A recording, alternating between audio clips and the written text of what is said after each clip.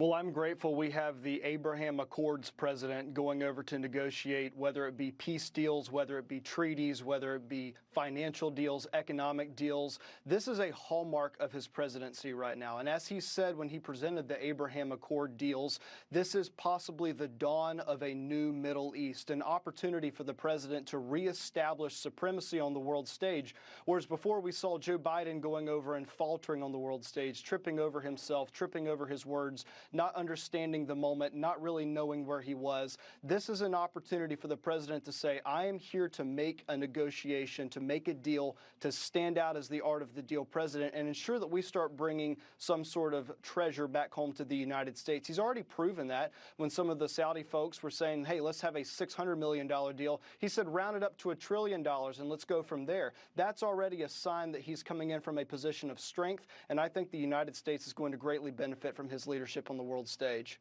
You know, I'm going to build on that, Luke, by bringing Julian back into the conversation with this. I think Luke makes a great point. You're talking about a charismatic leader who is going to a region, Julian, that seems to appreciate his level of strength. Can you sort of unpack for me the culture? And while some would say his brashness wears thin, I think it's fair to say the president's temperament, his personality, his strength, his leadership, as Luke just pointed out, plays well in this part of the world.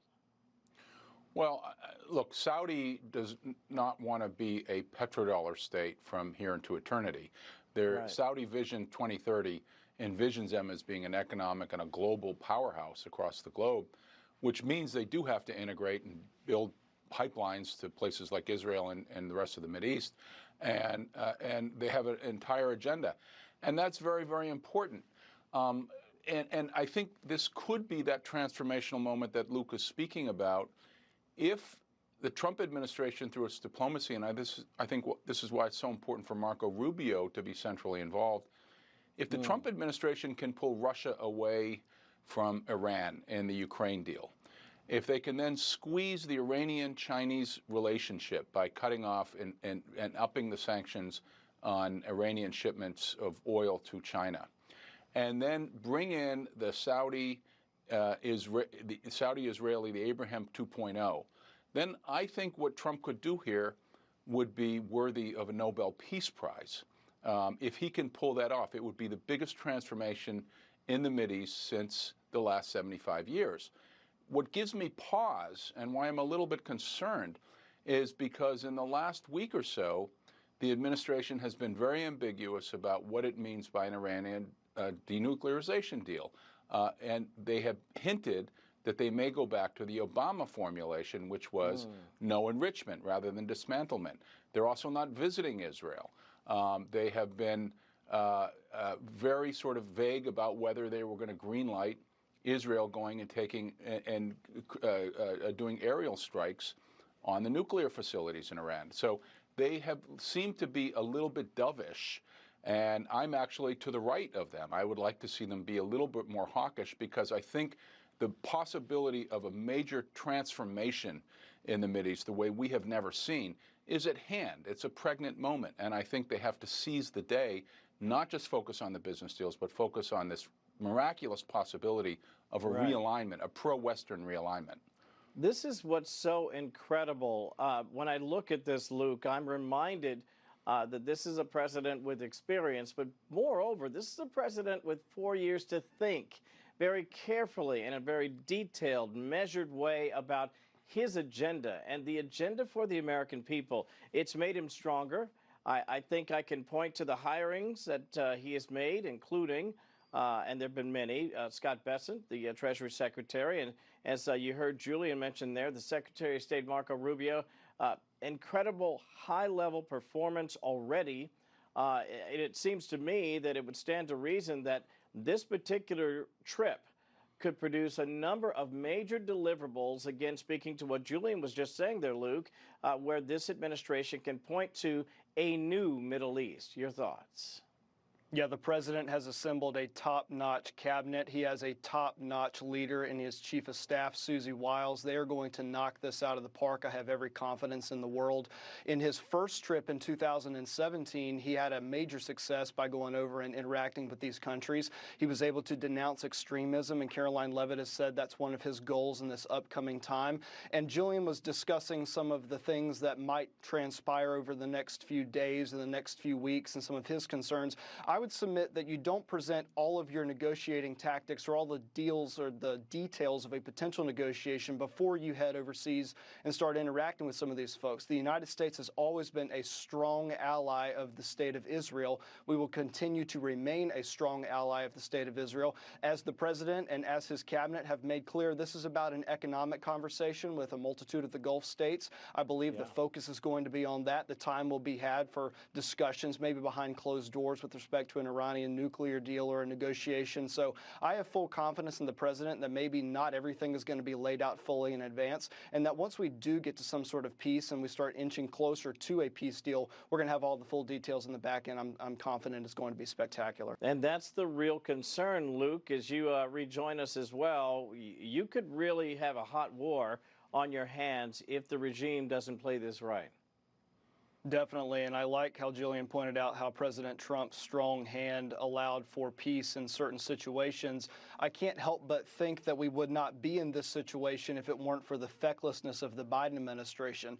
When the whole world saw that Afghanistan withdrawal, that horrible withdrawal, they recognized that America was weak and no longer leading on the world stage. Under Trump's first administration, Israel enjoyed peace. We didn't have embassies that were being evacuated. We actually signed deals, the first in 25 years under the Israeli leadership there, with the United States and multiple other nations. So we saw strength on the world stage under the president, but now he's having to go back and clean up a lot of his mess, Joe Biden's mess. And that, I believe, is lost on a lot of individuals who are looking at the restlessness over in the Middle East right now. A lot of the controversies, a lot of the conflicts can point directly back to a failed leadership under the Biden administration, where we weren't strong on the world stage, where we didn't have the sort of positioning that we needed to have in that situation. So I'm grateful that we have a strong leader now who I believe is going to be able to lead us into a golden era. Before we welcome Congressman Burchett into the conversation, I just wanted to allow you to express your thoughts on Idan Alexander having a chance to chat with the president today by phone, and his visit coming up later on as we watch Air Force One taxi here in Riyadh. Well, this transcends politics, ensuring that we get all of the hostages released, whether they be Israeli or Israeli-American or whatever they may be. It's a sign of strength to have this administration make progress where before we were unable to make any sort of progress. And to the point about how the Biden administration was posturing towards Israel and some of the rest of the Arab countries, it's really striking to me how the Biden administration just talked down to the state of Israel as if we had never cracked open a history book. The Arab nations surrounding Israel all want Israel wiped off the face of the earth, and if Israel laid down their arms tomorrow, they would be completely annihilated. And so it's a fundamental understanding of the history of this region, going back to the treaty in the 1960s of the Arab nations saying there'd be no recognition, no peace, no treaties with Israel. If President Trump can strike some sort of a deal, whether it be on this trip or in trips moving forward, he is going to be forever etched in history as the deal-making president that brought peace, further peace to this region. And I like the term Abraham Accords 2.0 that has been mentioned, because if anybody can do it, it is this art of the deal president that has already been able to bring substantial peace to the region in the past. Something else, Luke, we haven't had a chance to chat as much about is this U.S.-Saudi Investment Forum. You heard Dr. Grant talking a bit about AI and technology.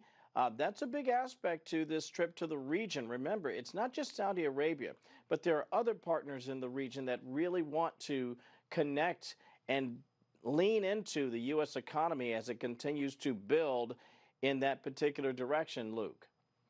It's major. There's going to be a lot of pomp and circumstance over the next couple of days, but what really goes on behind closed doors is going to be what's crucial and key moving forward on the world stage and investment here at home.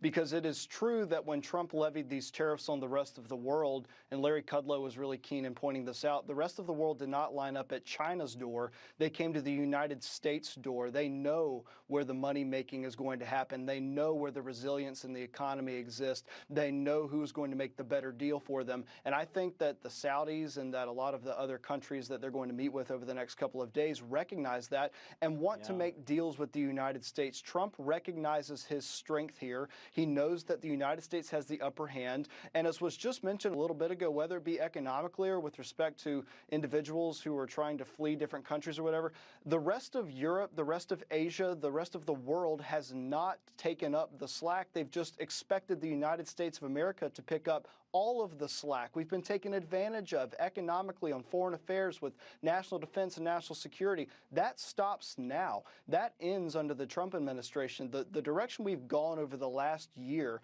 is just astronomical, in my opinion, because, and I'll even point to Russia and Ukraine, there was no negotiating table under the last administration. Trump was criticized for making incremental steps towards getting some sort of a deal, towards getting the rare earths deal, towards getting to some sort of peace agreement. And so every time they took a step, he was criticized, but he made drastically more progress than anybody made under the Biden administration. So as we see the next steps play out, whether it be with treaties or with economic deals that happen over the next couple of days, let's watch to see what fully comes out, fleshed out, because if we get little drips and bits here and there and don't know the full scope of what the negotiation is going to entail, we don't get the full picture and we don't have the full art of the deal. So let's wait and see what comes out, because I have full confidence that this president is going to be much stronger than the last one. If we have Luke Ball, I wanted to get your reaction to what we're seeing so far, including, as you heard Dr. Grant say there, Luke, we see both the Secretary of State and of Defense, as well as Howard Lutnick, on the ground there. Yeah, it's a multifaceted approach to negotiations, and he has really assembled, as I've called it before, a suicide squad against the swamp here in Washington. A lot of folks here in permanent Washington wanted to see individuals who might have been on the Rolodexes of lobbyists and people that have been entrenched up here for a long period of time. There have been a couple of folks that might have been up in Washington for a little bit, but by and large, he has assembled a team of people that want to put the American agenda first, the American people first, the blue-collar workers.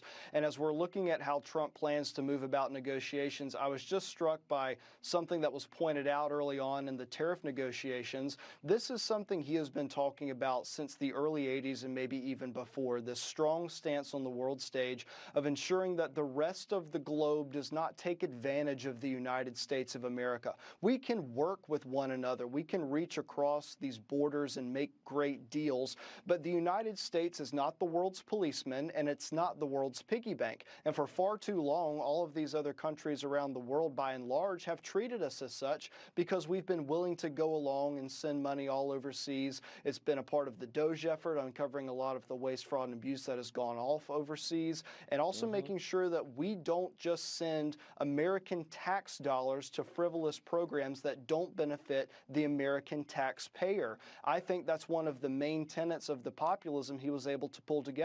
As we are looking and observing how he's negotiating on the world stage, I think back here domestically, as we start to look forward to the midterms, has the president delivered on the agenda that he wants to deliver? When I talk to folks back home in North Carolina, when I go back home to my hometown, I hear them saying, I want a businessman negotiating with our world leaders, because we've had politicians negotiating with world leaders for far too long, and politicians don't make good on their promises in the first 100 days.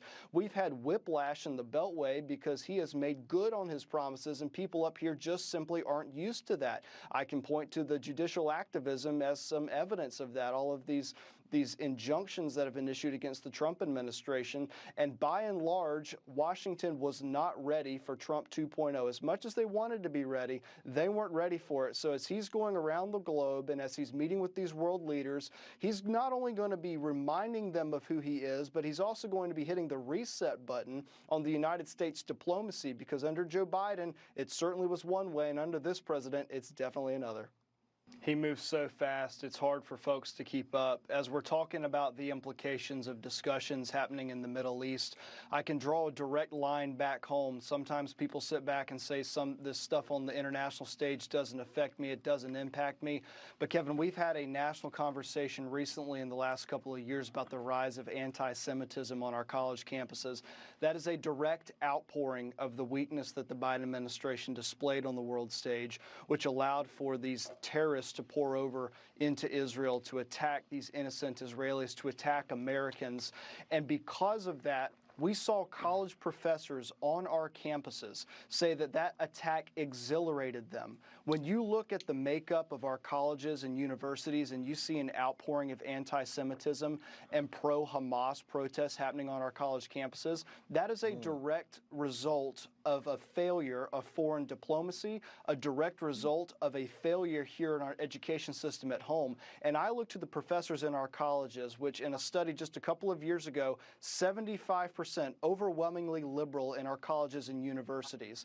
And yet we're expected, my generation, to go and subsidize that and pay for it, and the federal government pays for it. And now we have a national conversation about who we're incubating here on our college campuses. And if they're here in our country as a guest, we can't expel them. That's not a First Amendment issue. It is a national security issue.